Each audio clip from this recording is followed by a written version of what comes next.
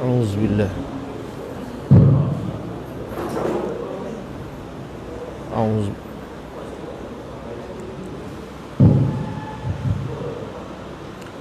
أعوذ بالله من الشيطان الرجيم.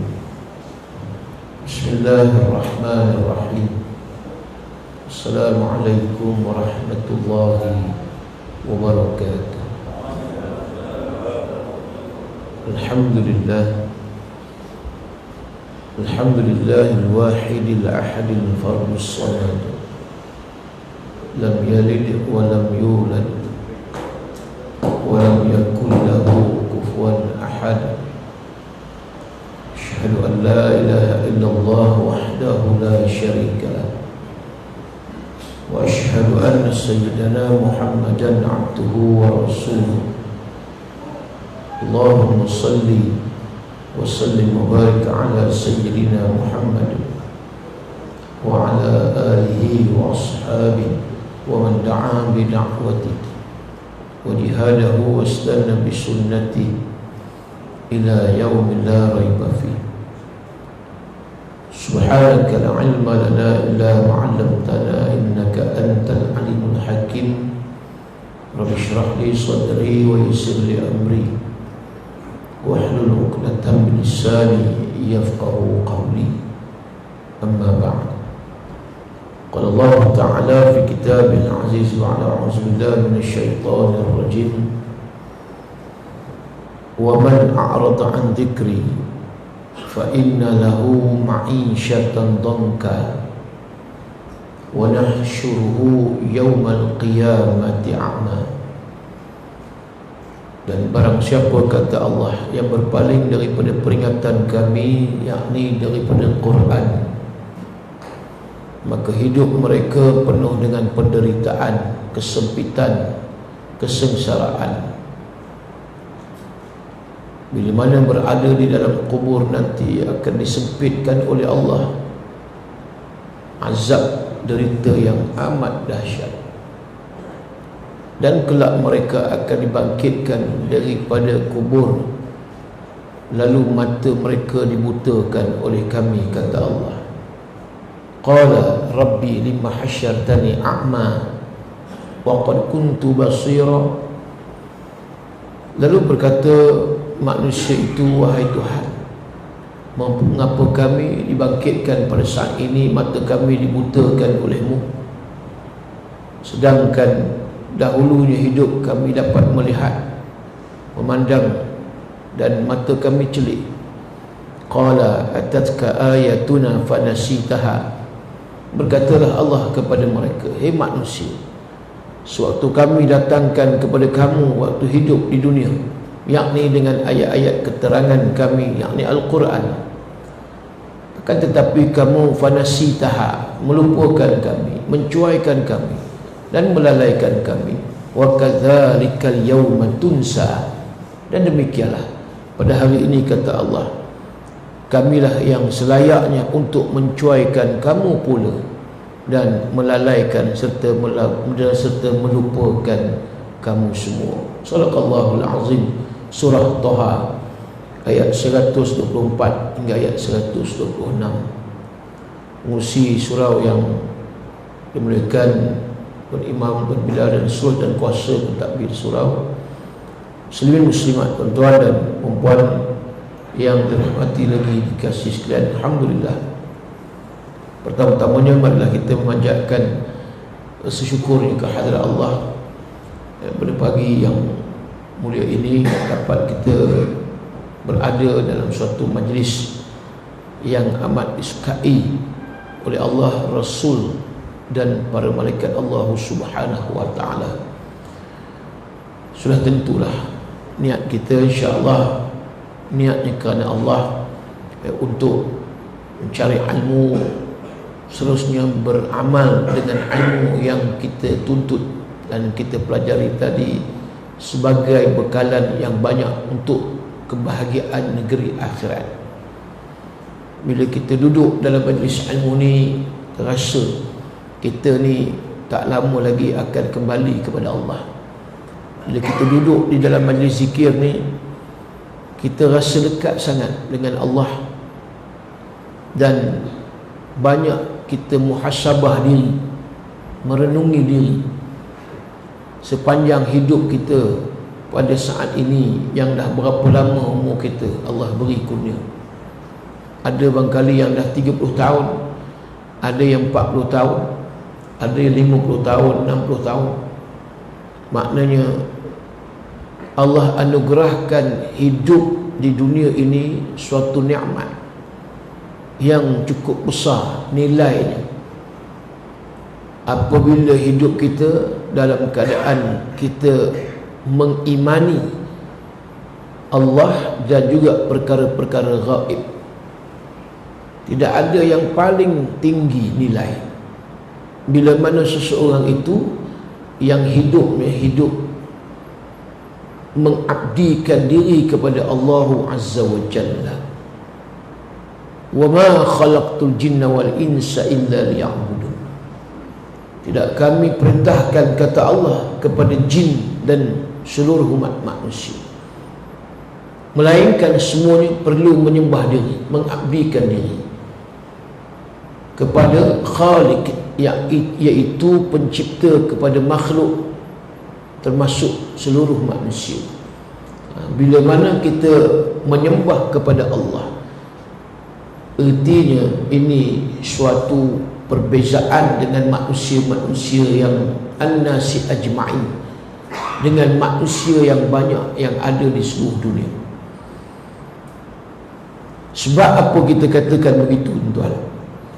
Sebab kita lihat zaman Nabi SAW di Mekah, 13 tahun Nabi bawa akidah Islam, belum lagi solat, puasa, zakat, haji. Walaupun Nabi berada di Mekah, Nabi telah berpuasa sebelum disyariatkan puasa fardu di bulan Ramadan. Kutiba 'alal ladzina min qablikum la'allakum tattaqun, ayat 183 surah Al-Baqarah. Sebelum disyariatkan puasa di bulan Ramadan, Nabi berpuasa pada hari Ashura.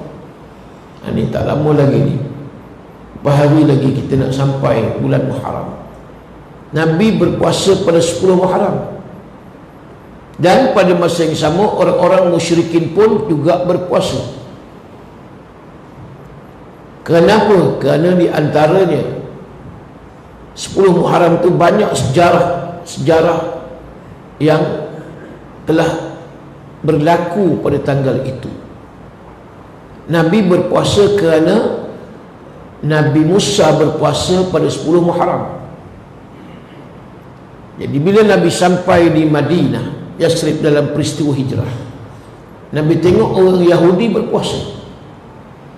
Nabi tanya, kenapa kamu berpuasa? Bahasa kita orang Perak, ngapa kamu berpuasa hari ni? Maka kata Yahudi, sebab Nabi Musa terselamat daripada dikejar oleh Fir'aun pada tanggal 10 Muharram, lalu Nabi Musa berpuasa.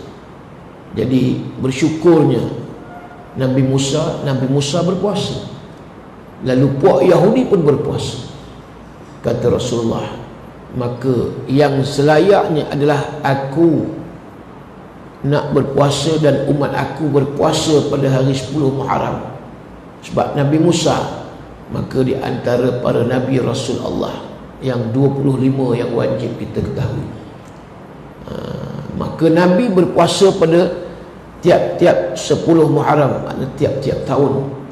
Dan dalam hadis sahih riwayat Imam Muslim, Aisyah meriwayatkan, katanya Nabi berpuasa pada hari itu, siyamu yaum Ashura an yukaffiru sana allati qablahu.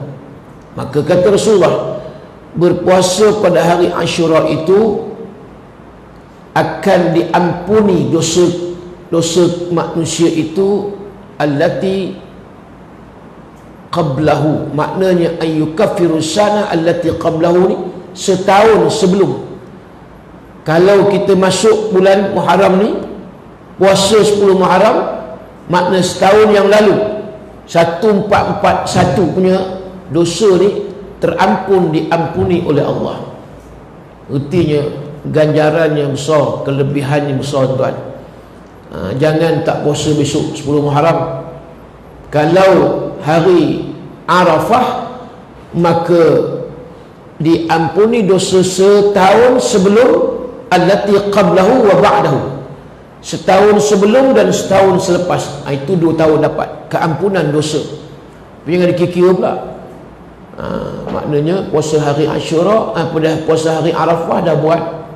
Jadi kira lepas habis daripada puasa hari Arafah, tak apalah, buat dosa lah. Sebab setahun dosa diampunkan. Dia pun buat tak tahu je, semayang tidak, apa pun tidak. Sebab dijangkanya setahun ke depan ini tak ada dosa. Kerana apa? Aku buat dosa pun Allah ampun.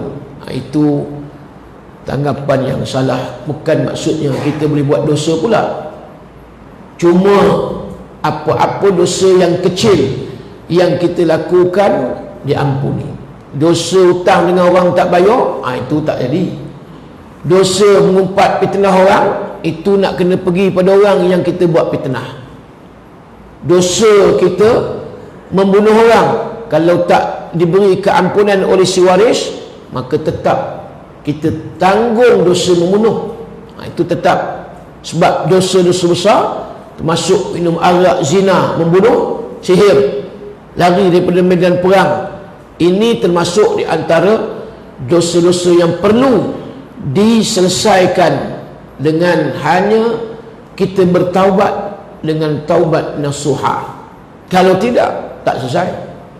Sebab amalan-amalan yang kita buat, amalan sunat tadi, dia boleh menggugurkan hanya dosa-dosa kecil.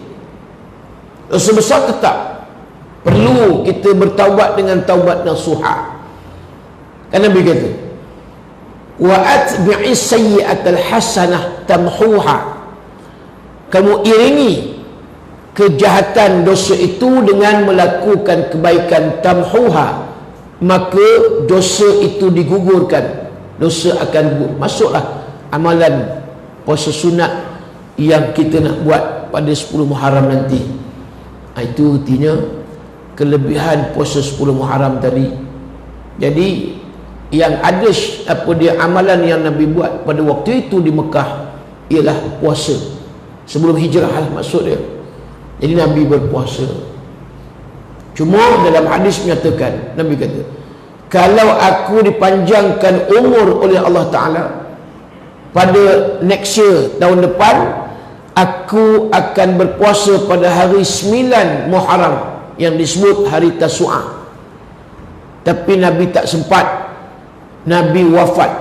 Nabi kata kalau dipanjangkan umur, Nabi akan puasa pada 9 dan juga 10 Muharram. Kenapa tuan-tuan? Kerana nak membezakan antara puasa orang Yahudi dan orang yang beriman. Itu yang Nabi nak puasa. Tapi kalau kita tak mampu nak buat 9 dan 10, maka ambillah 10 hari bulan Muharram pun sudah memadai.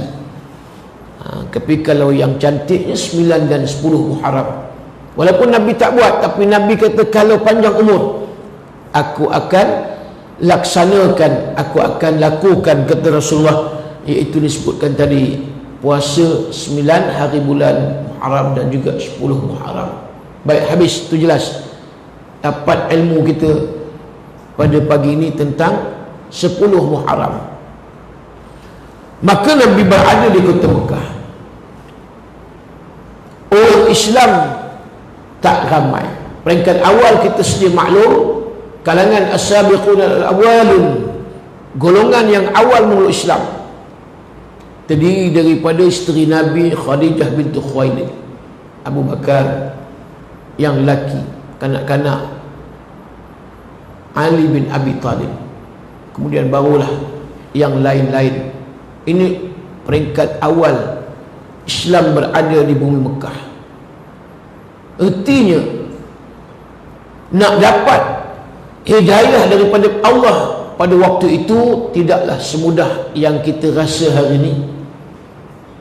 Hari ini nampak Seluruh negara kita tak kurang ada 25,000 rumah ibadah masjid surau diri Jumaat masuk di Sabah dan juga di Sarawak. Maknanya kita tak payah dan tak susah dah seperti mana sebagaimana di zaman Nabi SAW. Pada waktu itu sukar, terpaksa mereka sembunyi-sembunyi ngaji belajar tauhid Quran dengan Nabi di rumah Arqam bin Abi Al-Arqam. Kalau kita pergi Mekah, di mana tapak rumah bekas tak ada rumah tu dah.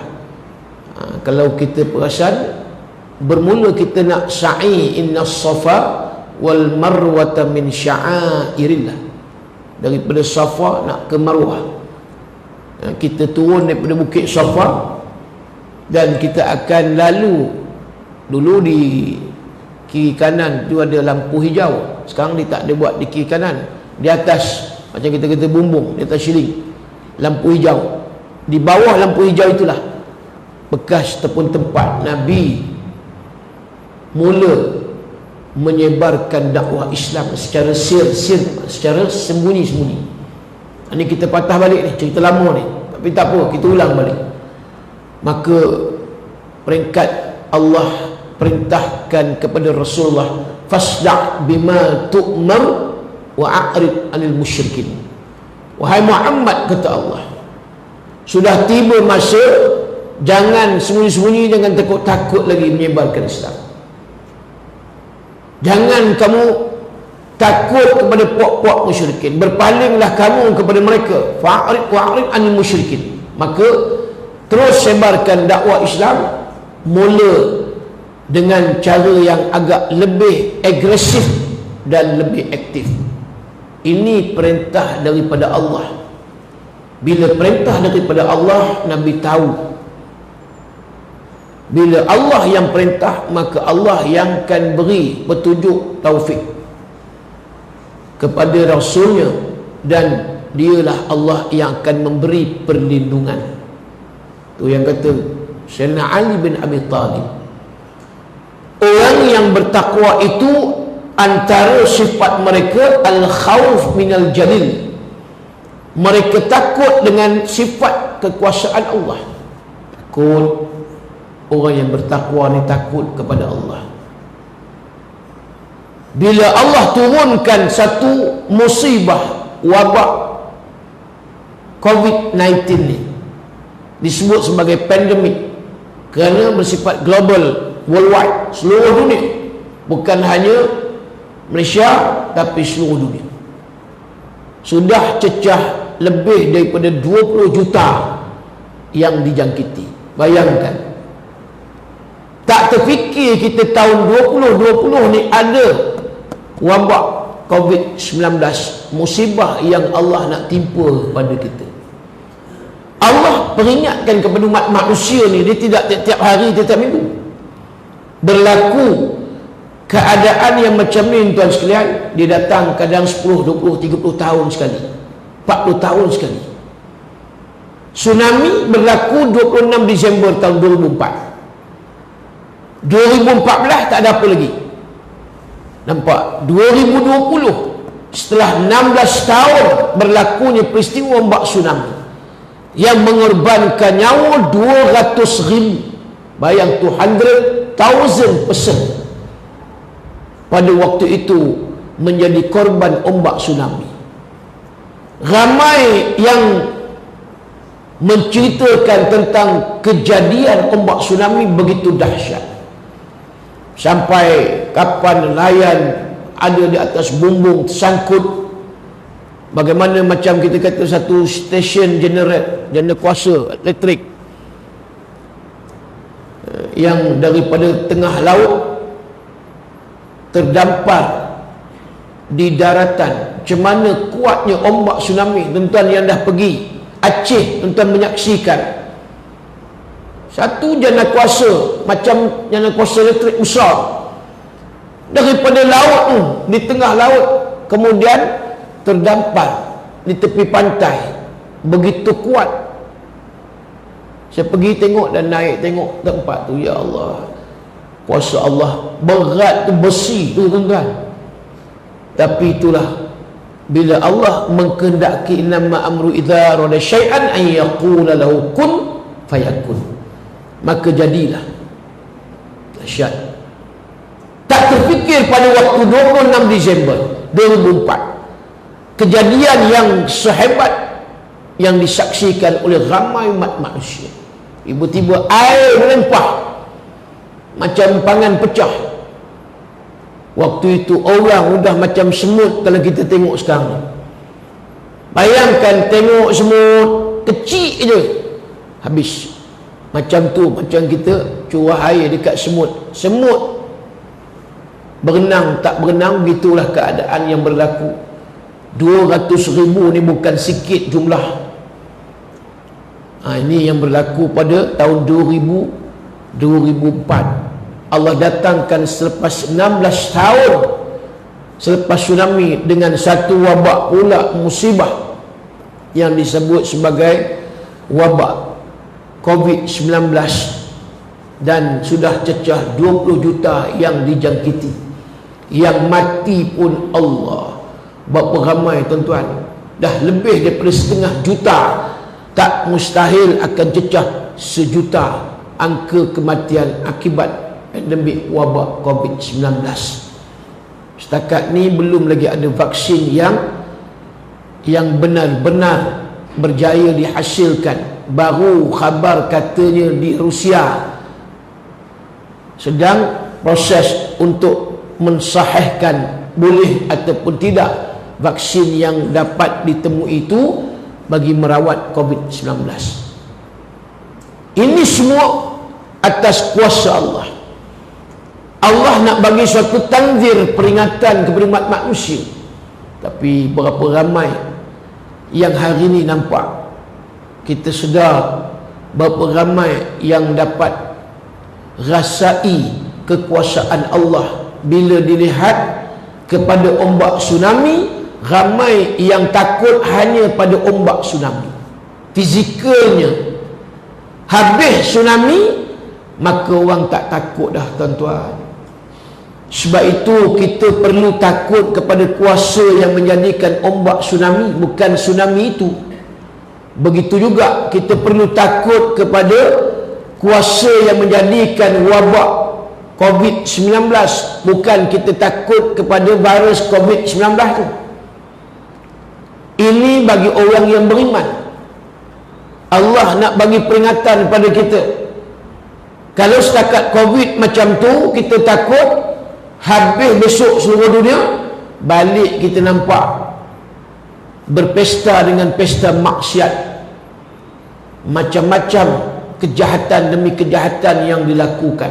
Tapi kalau takut kepada kuasa yang menjadikan COVID, kuasa yang menjadikan ombak tsunami, kuasa yang menjadikan ribut taufan, kuasa yang menjadikan apa lagi, keadaan banjir dan seumpama dengannya. Ini kata Sayyidina Ali, kamu orang yang bertakwa, al-khawf minal jalil.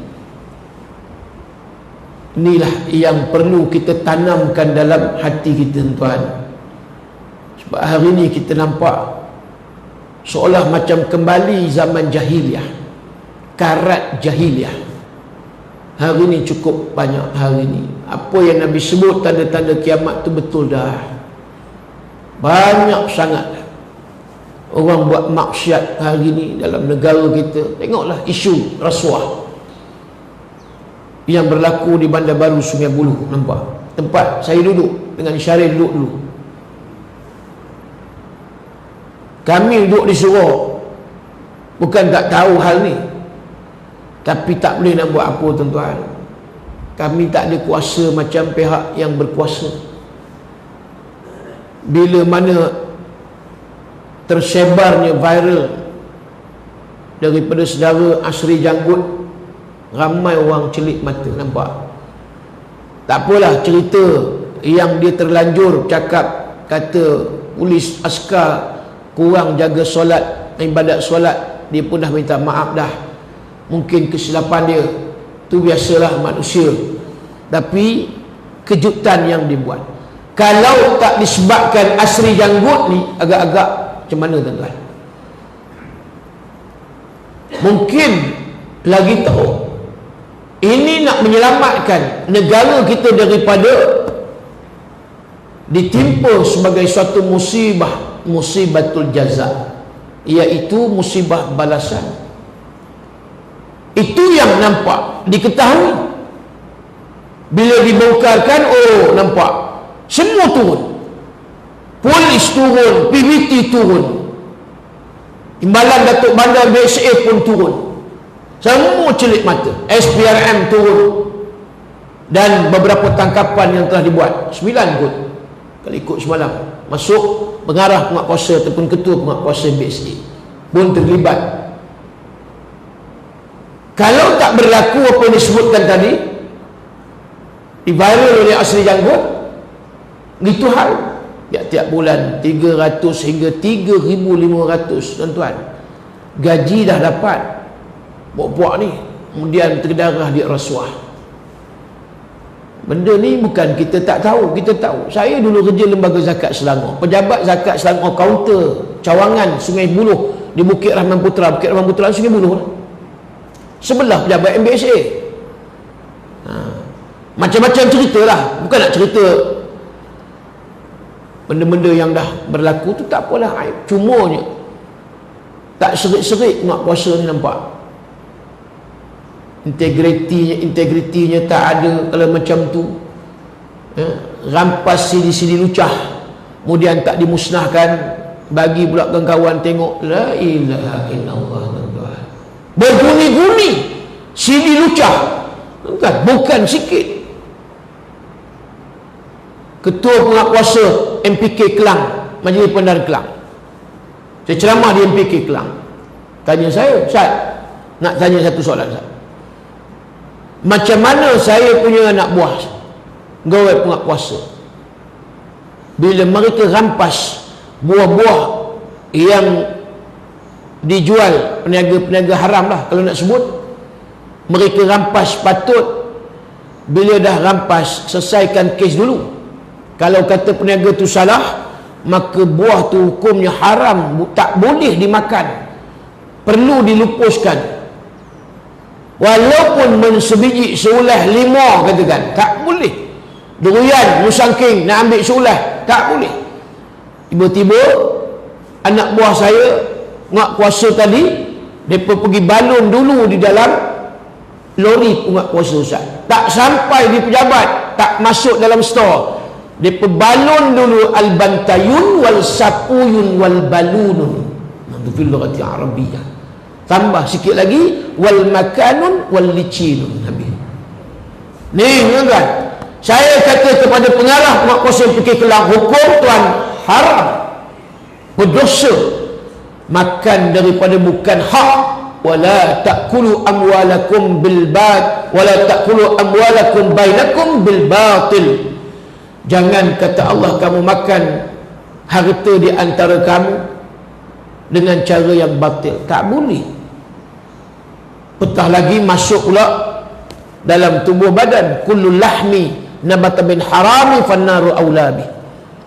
Yang masuk itu daripada sumber yang haram, jenis yang haram, maka yang lebih layak adalah azab sambaran api neraka Allah Subhanahu wa taala.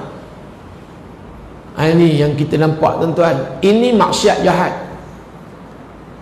Tapi sebab kita tak rasa rasuah itu sebagai satu jahat, macam semayang tak semayang, tak semayang ni maksiat tak? Maksiat, jahat, dosa besar, tak semayang. Tapi kita tidak highlightkan yang orang tak semayang ini suatu perbuatan maksiat, dosa besar. Kita tak kata jahat. Membunuh kita kata jahat, berzina kita boleh kata jahat, itu pun dah kurang dah nak kata jahat. Jadi banyak istilah-istilah perbuatan maksiat ni dipinggirkan, diubah. Orang tak sebut zina dah, orang sebut bersekedudukan. Lagi seronok dah mereka duduk bersekedudukan. Tapi kalau sebut zina, oi, tajam macam pedang yang menghiris. Sebut zina tu pula, nampak zina, nampak. Tapi kalau kita tak sebut tadi, Tak semayang bukan suatu perkara jahat. Ini orang tak semayang bukan sikit hari ni. 85% tak semayang 5 waktu sehari semalam. Berapa ramai orang buat jahat di seluruh negara. Tak cerita lagi di India, tak cerita Pakistan, tak cerita ni di Malaysia, yang tak buat semayang, yang tak dirikan solat 5 waktu ni 85%. Tak tahulah 10 tahun 20 tahun akan datang ni taman, penama taman Cemoh apa? Patut nampak mesra berlaku ni. Taman yang agak-agak ialah kita kata majoriti Melayu lah aku di sini, nampak gitu. Tapi berapa ramai yang datang, berapa ramai yang tak datang ke surau. Dia kena ganti ni mic ni. Uzur benda orang nampak.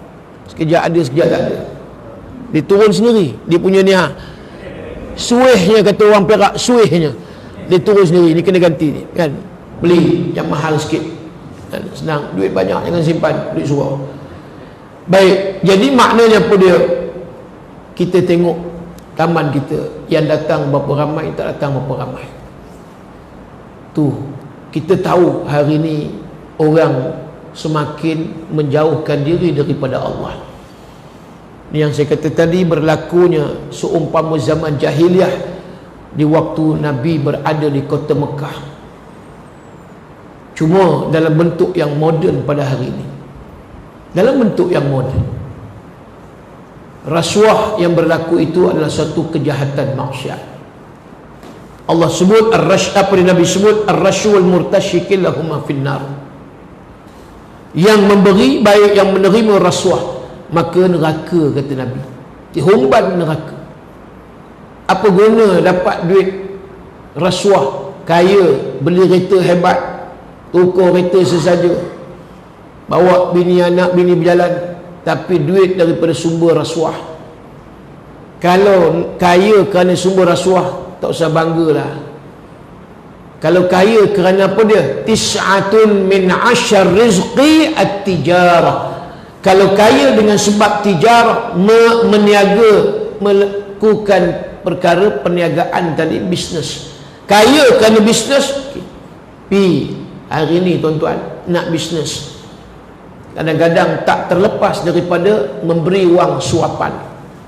Sahabat saya dapatlah tenda bekal makanan kepada agensi kerajaan. Ipoh ni, bukan ke tempat lain. Dia tak nak sebut lah agensi mana, jabatan kerajaan dan agensi kerajaan. Nasi lemak tu yang dia minta, katalah okey, tiap-tiap minggu dia order dengan kuantiti RM1,000, hanya 1,000 orang. Maka nasi lemak tu dia bagi harga dah. Sahabat saya ni, okey, sebungkus RM5, ada ayam dan sebagainya. Okey lah kan, mahal sikit sebab ada ayam, jadi RM5. Ada pegawai ni, pegawai kerajaan ni, ada pegawai yang minta supaya markup harga dia charge RM7. Allah, tuan-tuan, RM2 mana begini? Nampak? RM2 ke mana, tuan-tuan? Masuk poket. Bayangkan, itu antara amalan hari ini agensi kerajaan dan di dalam jabatan-jabatan kerajaan. Apa hukum? Dia ambil duit ni, walaupun kata duit kerajaan, peduli apa? Duit kerajaan, duit rakyat. Sekupang pun jangan main-main hukumnya. Haram, tak boleh. RM5 harga nasi lemak tu, dia kata okey, aku cah RM5. Kemudian dia pemakap RM2 lagi, jadi RM7. Munasabah ke tuan-tuan, nasi lemak jadi RM7. Ni yang berlaku hari ni. Mana boleh ambil untung macam tu, sebab dah ditetapkan RM5 nasi lemak, RM5. Itulah resit, bayar RM5 sebungkus. Tapi hari ni lama kelamaan banyak dia dapat projek-projek hantar makanan agensi kerajaan dan jabatan kerajaan. Ni dipuh ni. Akhirnya dia kata, aku tak nak buat dah Ustaz, ana tak nak buat dah. Makan duit macam ni, bukan, walaupun dia tak makan, tapi syubhat. Ini kata ni syubhat, tuan-tuan. Al-halal bayyinun wa inal haram bayyinun. Halal tu jelas kata Nabi, haram tu jelas. Wa bainahuma umur mushtabihat. Maka di tengah-tengah antara halal dan haram tu ada syubhat. Faman ittaqa syubhat faqad istabra'a lidinihi wa irdihi. Kata Nabi, orang yang tak ambil, tak terlibat dengan syubhat, maksud Nabi suruh jauhkan daripada syubhat, maka kamu menghormati agama dan memuliakan agama. Ini yang Nabi suruh. Jangan nak bagi makan nak bini. Sudah dibuka kedai makan, senang. Payah tuan-tuan, nampak? Hari ni tak terlibat, payah biasa terlibat. Ada satu datuk di Ceras waktu itu kuliah subuh. Saya cerita pasal rasuah habis daripada kuliah. Ustaz, nak tanya Ustaz, bila mana nak dapat projek daripada kerajaan ni Ustaz? Biasalah Ustaz, kalau tak ada duit under table, payah. Boleh tak Ustaz, saya niatkan saya bagi duit rasuah tu sebagai sedekah. Ciwah, seronok datuk ni, diniatkan sebagai sedekah. Mana mau dia, matlamat tidak menghalalkan cara. Tak boleh niat sedekah, rasuah tetap rasuah. Definisi rasuah kalau kita baca, apa-apa yang bersifat yang nak menguntungkan diri dengan memberi sesuatu, suapan. Tak kira.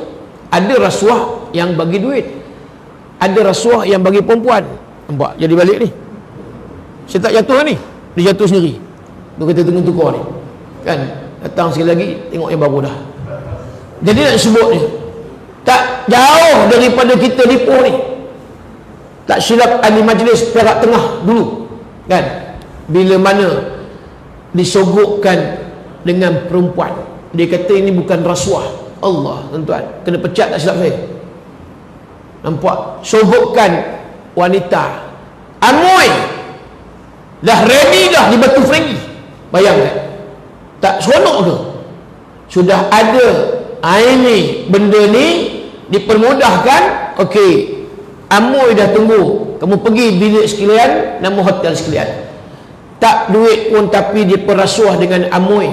Nampak, rasuah tanah, macam-macam bentuk rasuah hari ni. Tak buat Ustaz, tak dapat projek. Tak buat, tak dapat projek. Tu yang kata nak membanteras rasuah ni sampai ke akar umbi hari ni cukup payah tuan-tuan. Sebab dah kuat sangat. Tuan-tuan kerja jabatan kerajaan pun tahulah, kerja pejabat tanah. Dia seorang lagi sahabat, satu sekolah dulu, sekarang di kontraktor. Dia jaga DO, dia jaga ADO, DO. Apa yang ADO nak, apa yang DO nak, bagi. Ini bukan di sini ni, ini di Zimbabwe tuan, nak cerita. Nak ceritanya, kalau DO kata okey brother, aku nak kambing 5 ekor. Okey, siap. Kambing tergolik-golik ni, kalau DO kata nak 5 ekor, jangan bantah, bagi. Tidak, kamu tak dapat projek. Oh tuan-tuan, dahsyat. Saya ceramah di JKR SQ Colombo, saya bantah je, saya kata JKR pun jangan main-main, banyak unsur-unsur rasuah sebab membabitkan projek kan. Saya nak cerita ni JKR Mongolia, bukan Malaysia. Jadi tuan-tuan, benda-benda macam ni kita semayang, kita terima duit rasuah. Agak-agak semayang kita khusyuk, agak-agak jiwa kita jiwa solat. Tak, orang yang menterkedarah duit rasuah ni, jiwa ni bukan jiwa semayang. Payah mereka nak lekat di masjid. Sebab bila disebut masjid, Allah menyatakan la masjidun ussisa ala taqwa min awwali yaumin ahaqqu an taquma fihi rijalun yuhibbuna an yatatahharu wallahu yuhibbul mutahhirin. Surah At-Taubah ayat 108. Masjid yang dibina atas dasar takwa, iaitu disebut sebagai Masjid Quba lah hari ni. Nabi hijrah ke Yathrib, maka Nabi bina Masjid Quba. Allah sebut min awwali yaumin ahaqqu an taquma fihi, yang layak berada di dalam masjid sejak hari pertama dibina. Fihi rijalun yuhibbuna an yatatahharu, yakni yang berada di dalam yang layak adalah orang lelaki yang mencintai kebersihan dan penyucian jiwa. Maknanya orang nak duduk di surau, hati dia tadi kalau tak bersih, dia suka kepada kebersihan, dia usaha untuk membersihkan jiwa daripada kotor. Ini yang disebut rumah Allah ni. Kalau ambil benda yang tak baik, dia rasuah, macam mana hati jiwa nak duduk di masjid? Tak boleh tahan, tuan-tuan. Nak sembahyang jadi malas, nak baca Quran malas. Tu berapa lama dah yang kita kerja makan duit rasuah? Senang ke, tuan-tuan? Datuk Zainal, pemilik syarikat travel Haji Umrah Zahafiz Travel, orang Taiping. Dia duduk dalam polis. Dia kata, biasalah Ustaz. Saya kata, ya lah Datuk, orang tu saya pun polis, sama dengan Datuk. Sebab itu orang tu saya pesan, Lim, ayah kamu ni polis, kamu jaga imej PDRN. Jangan sekupang pun kamu terkedarah duit rasuah. Jangan kamu beri walaupun RM1 duit rasuah. Orang tu saya pesan, jaga imej polis di Raja Malaysia. Datuk Zainal macam tu lah. Bila mana sedar, dulu cerita habis dah, orang kata taubat apa semua, dah tak kerja dah. Jadi dia kata, Ustaz, sekarang ni dia nak memperbanyakkan amalan sedekah. Ni duit yang bersih, bukan duit rasuah lah. Dia pun masuk dalam bukit ke saya, tengok air bukan sikit, 300. Alhamdulillah. Itu antara. Sekarang dia nak bersihkan daripada apa yang dulu yang dipahami macam tu lah, tuan-tuan. Bukan semua, tapi ini yang berlaku, tuan-tuan. Allah, bukan sikit. Kadang-kadang kita tengok rumah besar, ialah dengan macam-macam projek yang dia dapat. Bang, tuan-tuan, nak dapat projek tak, rasuah ni tak sah. Dia tak ada, bukan agama Islam. Dia bukan ada hukum halal haram. Dia balun dia rasuah, memang disuap, dibagi. Sebab apa dia? Sebab nak permudahkan sesuatu urusan. Jadi nak ceritanya, inilah hijrah yang kita perlu lihat. Ya, kita berubah daripada akhlak yang keji kepada akhlak yang baik. Bila mana kita tak buat hijrah yang sebenar, takat kita ni buat bukan tak buat, bukan tak solat, tapi tak mencapai satu kejayaan dan kemenangan. Tak berubah. Inna salata tanha 'anil fahsya'i wal munkar. Mayang itu, kata Allah, mencegah fahsyak dan mungkar pada diri kita. Dan kalau seluruh masyarakat di taman ni cuma mesra, pakat-pakat semua mesra masjid, mesra surau, oh tuan-tuan, ya, bersatu tak kita? Ya, ada di situnya persaudaraan, ukhuwah, ada di situnya perpaduan.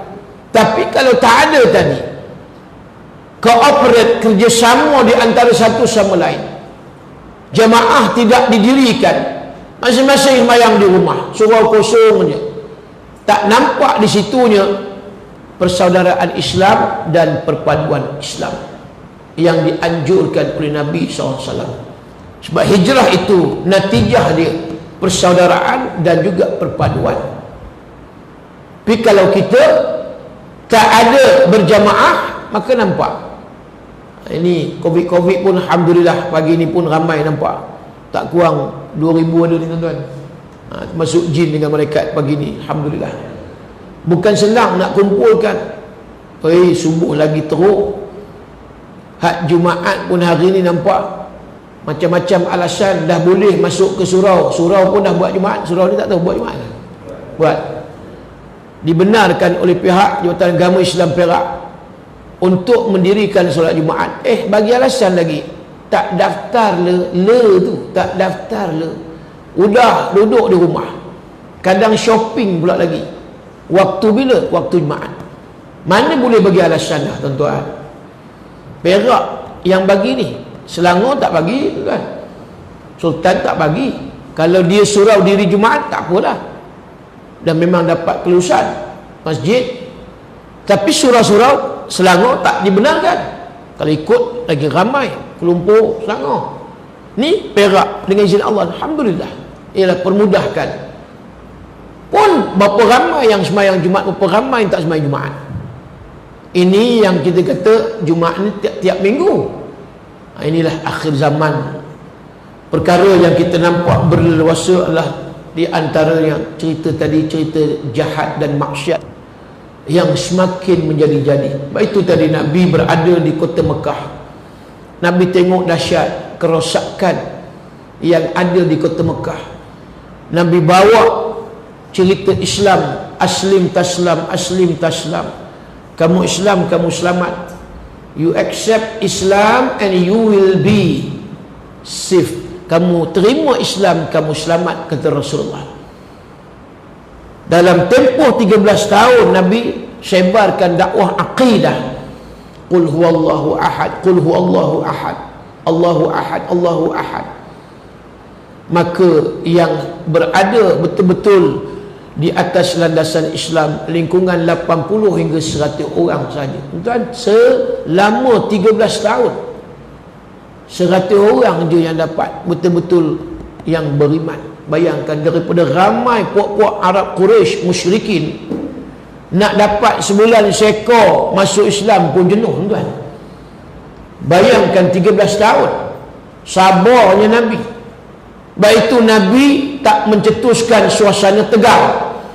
Sekalipun Bani Saqif daripada Taif, orang-orang Bani Saqif di Taif halau Nabi waktu itu dengan Zaid bin Harisah. Nabi berdua, kita pergi ke Taif naik bas berapa jam? Jauh daripada Mekah nak ke Taif. Teringin berbenar nak pergi tempat sejuk ni, bukit macam Cameron Highland, tempat pelancongan. Kita pergi umrah kan, bila travel apa dia buka cadangan, ada yang nak pergi Taif tak? Yang tak pergi lagi, oh saya nak pergi, nampak majoriti 40 orang pergi, tapi kena bayar lain lah, mungkin cas RM100, RM100 masuk dengan makan. Kita pun nak pergi daripada Mekah tu ke Taif, kita pergi naik bas, tapi Rasulullah berjalan kaki dengan Zaid bin Harisah. Semata-mata apa dia? Nak berdakwah. Tu yang kata Nabi ni, tuan-tuan. Maknanya orang yang paling sihat Nabi. Sebab Nabi berjalan kuat.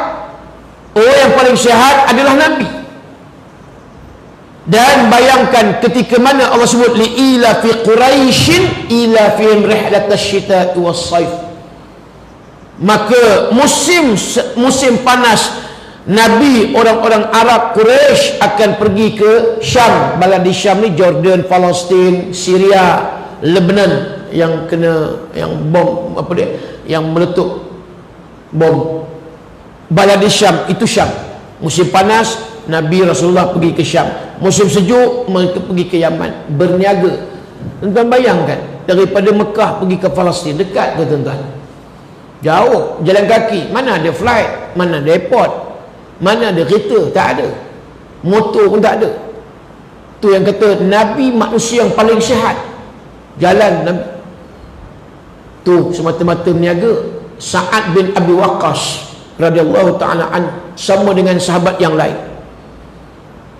diutuskan oleh Rasulullah supaya berdakwah ke negeri China. Bayangkan daripada Madinah nak pergi ke China sampai ke Guangzhou, yang kita pergi tengok Masjid Sa'ad bin Abi Waqqas. Tuan, Sa'ad bin Abi Waqqas bukan naik flight, bukan naik kenderaan. Bayangkan berjalan kaki daripada Madinah pergi ke China, Guangzhou selama 2 tahun, tuan. Tak terfikir kita macam mana hebat, nampak. Sebab itu ganjaran hadiah yang Allah bagi pada mereka ni syurga, tuan-tuan. Sebab mereka ada usaha. Macam mana dia punya usaha semata nak berdakwah ni. Sa'ad bin Abi Waqqas pergi ke China, ada sahabat lain dihantar ke lain tempat. Ni 2 tahun berjalan nak sampai ke negara China. Orang kata Sa'ad bin Abi Waqqas meninggal di Guangzhou, China. Tapi dalam hadis yang sahih diriwayatkan, Aisyah semayang jenazah untuk Sa'ad bin Abi Waqqas. Bila Aisyah semayang jenazah untuk Sa'ad, bermakna Aisyah berada di Madinah, artinya bukan meninggal di China. Cuma disebut makam tu maknanya tempat pernah Sa'ad bin Abi Waqqas sampai. Yang sahihnya kuburnya bukan di Guangzhou, China, tak, di Madinah. dibakar. Itu sebutnya. Bayangkan usaha mereka. Dan Nabi tadi pergilah ke Taif, akhirnya tak diterima oleh orang Taif. Hina pula lagi. Mereka pakat upah budak-budak supaya kutip ketulan-ketulan batu dan buat macam barisan di setiap jalan dan lorong yang ada di Taif.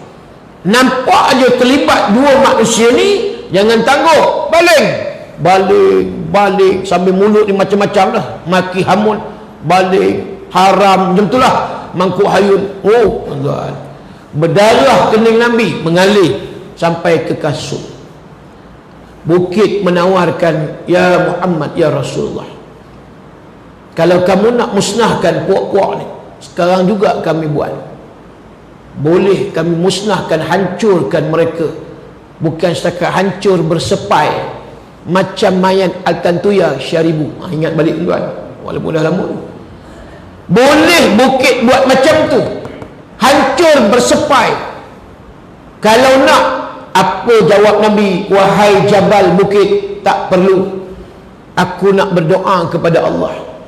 Nabi berdoa, ya Allah, ampunilah dosa aku dan juga dosa kaumku, dan aku mohon kepadamu ya Allah, agar kalau sekiranya mereka yang tak mau menerima Islam, tetapi jadikan zuriat-zuriat mereka itu daripada kalangan orang nantinya yang beriman. Allah, nampak doa Nabi tuan-tuan. Nabi tak buat cetusan ataupun nak mencetuskan suasana yang tegang lagi dah. Kalau Nabi doa tadi makbul. Kalau nak dimusnahkan puak-puak Bani Saqif tadi, tapi Nabi doa, ini cara Nabi, nampak. Fa aslihu baina akhawaikum, Allah beritahu dah, damaikan dua puak yang bertelingkah. Nabi tak huru-harakan keadaan di Madinah. Sampai di Madinah, Nabi dapat damaikan Aus dan Khazraj. Mereka berbalah sudah cecah tempoh 215 tahun tuan-tuan. Hanya dengan seekor unta depa ni bergaduh 200 tahun. Bayangkan. Oh dahsyat. Aus dan Khazraj, bila Nabi sampai di Yathrib dalam peristiwa hijrah, elok depa damai, elok aman. Mereka menanti-nantikan kedatangan Rasulullah. Tala'an badru alaina, tu nasyid. Kepak-kepak, kepung. Itu kita berbana kita yuk. Itu menikah. Lupa dah kot, sebab lama dah nikah. Kalau nak rasa rebana lagi, nikah lagi seorang. Itu tuan. Ini nak ceritanya bagaimana yang kata Nabi ni pendamai. Nabi ni pendamai dan Nabi ni yang penyayang. Akhirnya Nabi pun balik ke Mekah semula selepas orang Taif tidak menerima dakwah Rasulullah. Tengok sekarang bagaimana orang-orang Mekah dan macam mana di Taif. Nampak doa Nabi makbul. Sampai di Taif, nampak ada masjid, bukan satu, banyak masjid. Bahkan kita boleh niat miqat umrah, miqat di Taif. Nampak? Ini nak cerita ni tuan-tuan, Rasulullah, ya, bila mana Nabi ada, maka aman dunia. Tetapi hari ni bila orang tolak Nabi, bila mana orang tak terima apa yang Nabi bawa, akibat nampak hari ni. Yang terkini pula, UAE telah buat suatu pengiktirafan ke atas negara Israel, negara haram. Ini yang paling malang. Suatu penghinaan kepada umat Islam seluruh dunia tuan-tuan. Negara Arab ni bukan kata negara kafir. Kalau mereka kita tak heran.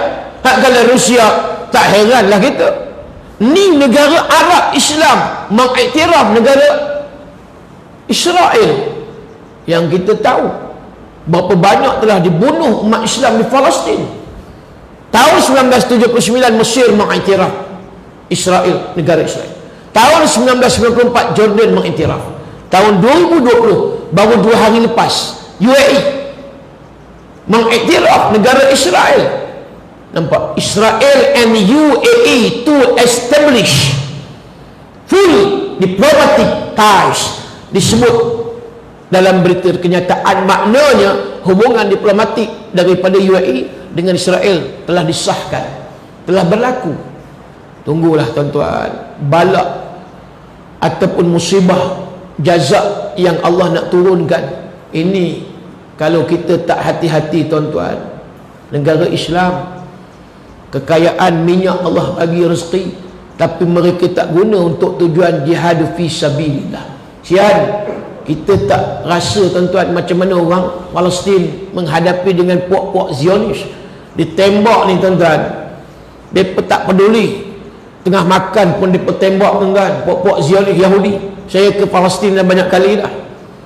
Bila masuk checkpoint mereka ni, mereka punya angkuh sombong.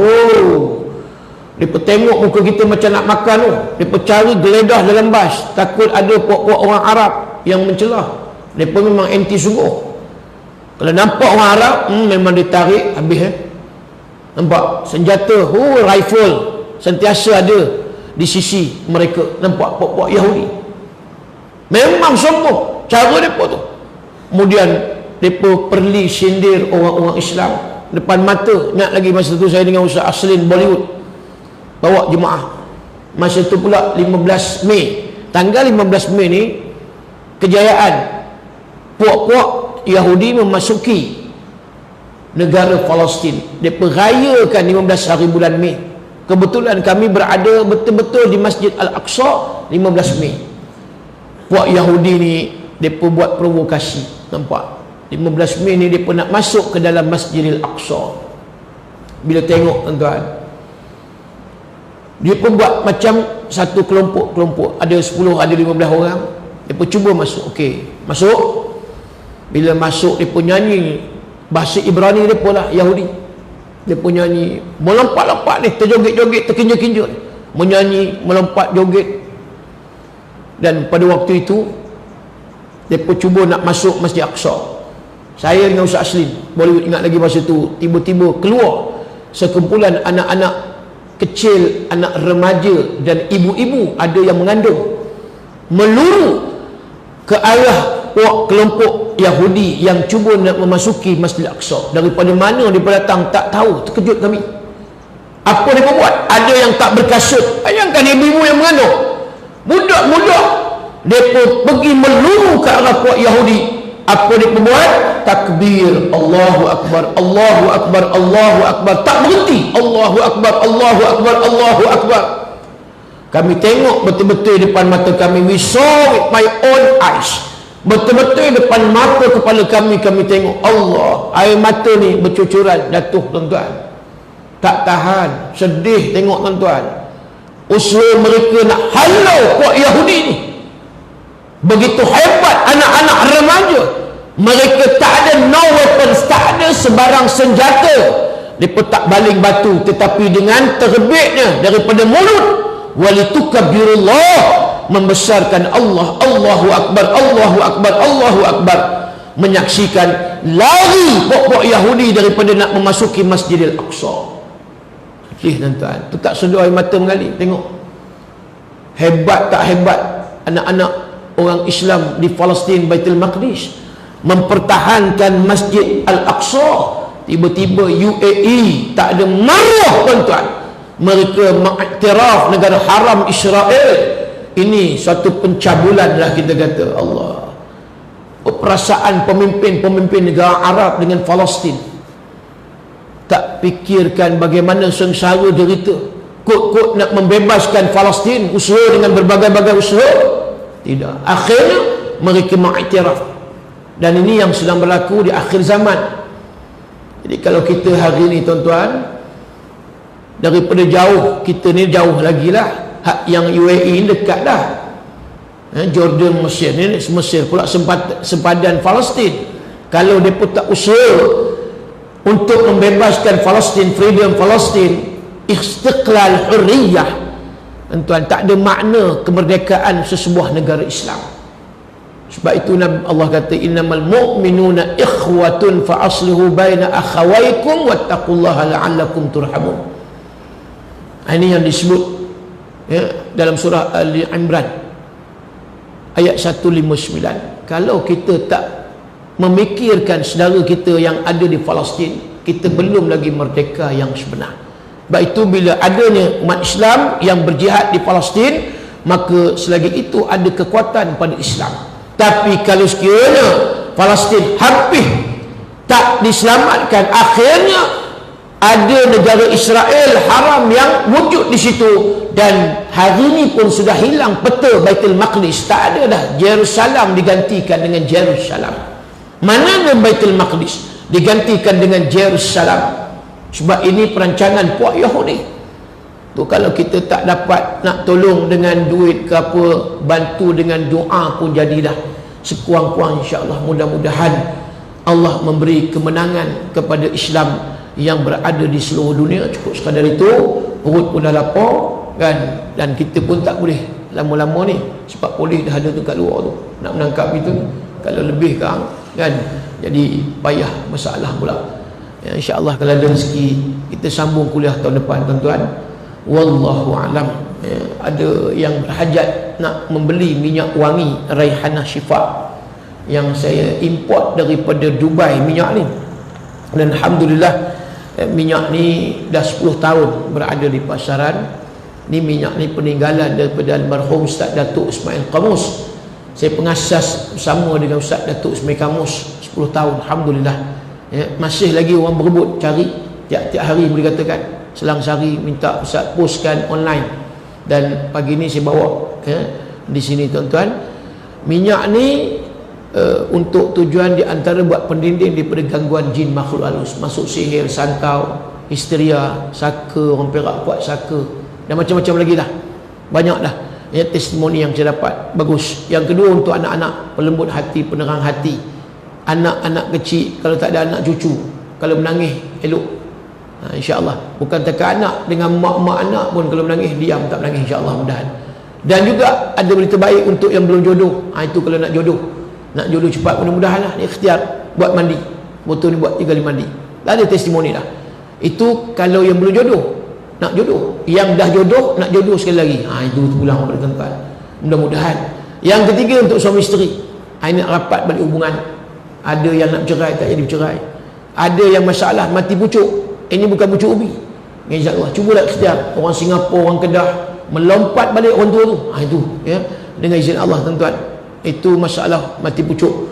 Dan yang seterusnya akhir, untuk diurut sapu gosok di mana-mana tempat yang kita rasa sakit, masuk yang stroke lumpuh, di Sungai Siput separuh badan lumpuh, ada di Citra Kedah tangan lumpuh, alhamdulillah elok buat urut.